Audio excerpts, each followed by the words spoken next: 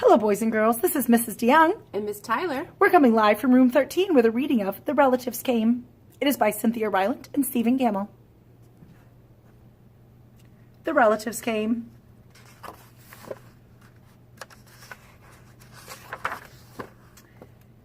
It is dedicated for Aunt Agnes Little and her brood, Dick Jackson and his, Jerry and ours. It was in the summer of the year when the relatives came. They came up from Virginia. They left when their grapes were nearly purple enough to pick, but not quite. They had an old station wagon that smelled like a real car, and in it they put an ice chest full of soda pop and some boxes of crackers and some bologna sandwiches. And up they came from Virginia. They left at 4 in the morning when it was still dark, before even the birds were awake. They drove all day long and into the night, and while they traveled along, they looked at the strange houses and different mountains, and they thought about their almost purple grapes back home. They thought about Virginia, but they thought about us too, waiting for them. And if you look closely, you can see the car bumping along the road. The illustrations are really beautiful and fun. So they drank up all their pop and ate up all their crackers and traveled up all those miles until finally they pulled into our yard.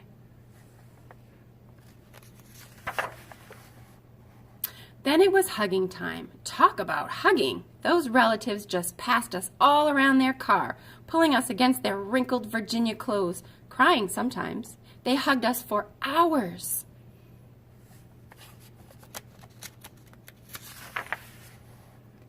And then it was into the house, and so much laughing, and shining faces, and hugging in the doorways. You'd have to go through at least 4 different hugs to get from the kitchen to the front room. Those relatives.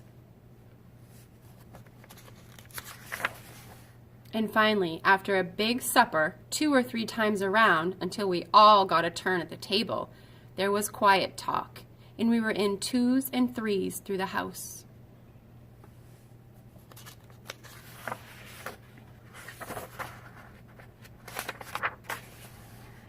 The relatives weren't particular about beds, which was good since there weren't any extras.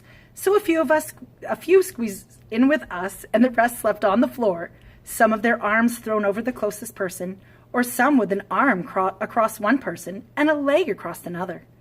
It was different going to sleep with all that new breathing in the house.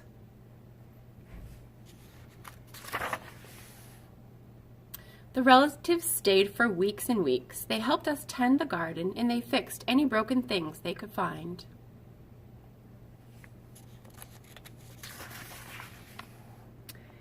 They ate up all our strawberries and melons, then promised we could eat up all their grapes and peaches when we came to Virginia.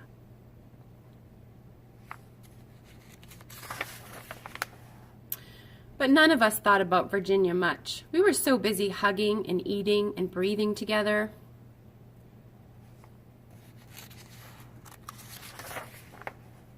Finally, after a long time, the relatives loaded up their ice chest and headed back to Virginia at 4 in the morning. We stood there in our pajamas and waved them off in the dark. We watched the relatives disappear down the road. Then we climbed back into our beds that felt too big and too quiet. We fell asleep.